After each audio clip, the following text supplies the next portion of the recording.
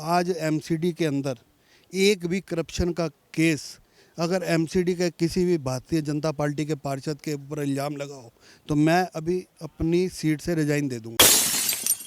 बड़े बड़े ये कूड़े के ढेर जो ये कह रहे हैं बने हुए हैं, इनसे ये पूछो कि दिल्ली में 8 साल से सरकार किनकी है? अरविंद केजरीवाल जी की। अरविंद केजरीवाल की जी। मैं इनसे पूछना चाहता हूँ कि 8 साल के अंदर इन्होंने क्या किया है? और सीधा सीधा झूठ बोलने के सिवा कोई काम नहीं किया, भ्रष्टाचार किया।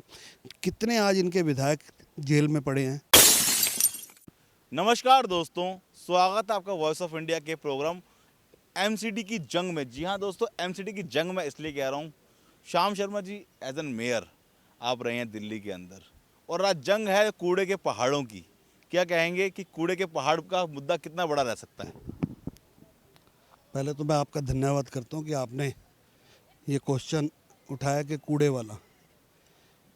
कूड़े का भार जो ये अपना बड़े बड़े ये कूड़े के ढेर जो ये कह रहे हैं बने हुए हैं, इनसे ये पूछो कि दिल्ली में 8 साल से सरकार किनकी है? अरविंद केजरीवाल जी की। अरविंद केजरीवाल की जी।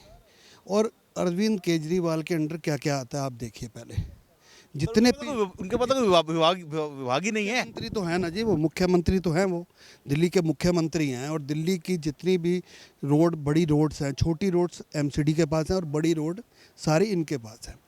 और जितना वहाँ पर सफाई जितनी डीडीए पीडब्ल्यूडी ने करनी है वो बिल्कुल वो कर नहीं रहे। और इल्ज़ाम लगा रहे हैं सीधा के सीधा कि कॉरपोरेशन ने जो कूड़े के पहाड़ बने हुए हैं ये कॉरपोरेशन के एमसीडी की फेलियर रहा है, इसलिए पड़े हुए हैं। मैं इनसे पूछना चाहता हूँ कि 8 साल के अंदर इन्होंने क्या किया है? और सीधा सीधा झूठ बोलने के सिवा कोई काम नहीं किया, भ्रष्टाचार किया। कितने आज इनके विधायक जेल में पड़े हैं। और जो इन्होंने कैंडिडेट उतारे हैं, उम्मीदवार उतारे, उनका पिछला अगर आप भविष्य पूछेंगे कि पिछले आज से फार्म भरने से पहले वो क्या करते थे तो उनका कोई ठिकाना ही नहीं है। तो मेरा यही कहना है कि जो 15 साल एमसीडी ने दिल्ली के अंदर जो काम किए वो काम सारे के सारे सामने नज़र आ रहे हैं। और जितना काम उन्होंने किया एमसीडी के, से भी मैं मेयर रहते हुए आप भी मेरे साथ थे, आपने मेरी कई बारी बाइट ली हैं। एमसीडी जब मैं मेयर था दिल्ली के अंदर तो किस तरीके से मैंने पूरी दिल्ली के अंदर, आप ये देखिए, सड़कें, कम्युनिटी हॉल, स्कूल, अपना पार्क, जिम, अपना कूड़े की गाड़ियाँ, और ये जितने पहाड़ बने हुए दिल्ली का जो पूरा का पूरा एनसीआर से भी कूड़ा आता है उसका भी हमारे राष्ट्रीय अपना जो अध्यक्ष थे पूर्व में अपना अमित शाह जी, और अब गृह मंत्री हैं पूरे हमारे देश के, उन्होंने अभी वहाँ पर कूड़े के पूरा का पूरा सिस्टम बना दिया उन्होंने कि अब अगली बार से मशीनों से इसको सारा। आप इतनी सारी बातें गिनवा रहे हैं मगर अरविंद केजरीवाल जी कहते हैं कि बीजेपी तो 15 साल से भ्रष्टाचार ही कर रही है, कुछ काम ही नहीं कर रही है और चुनाव लड़ने के लिए बीजेपी आ रही है, बीजेपी डर गई है। क्यों डर गई है? खुले में सबसे पहले कैंडिडेट और उम्मीदवार उतारे बीजेपी ने सबसे पहले तो। और उसके बाद आपने जो ये देखा है कि डर गई है। डर कहाँ से गई है?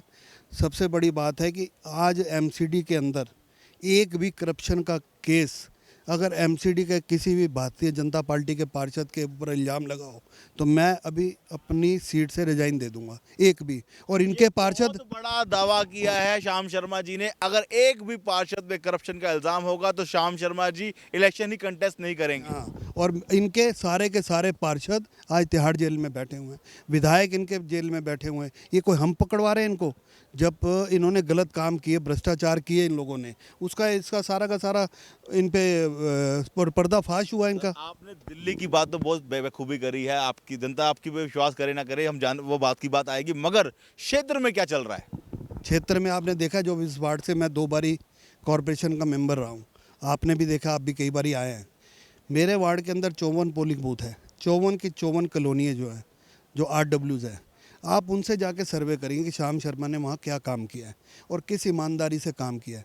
10 साल मैंने काम किया। पहली बार मैं 3200 वोटों से जीता था, दूसरी बार मैं 9,500 वोटों से जीता था।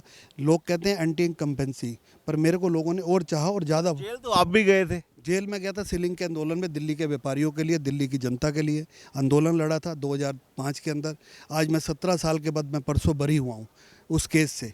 मुझे कोर्ट ने कहा कि आप सॉरी कह दें और आपको हम बरी कर देंगे। मैं कहा किस बात का सॉरी?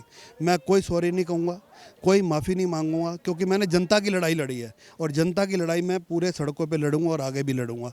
तो जेल से कल मैं 17 साल के बाद मैं बरी हुआ।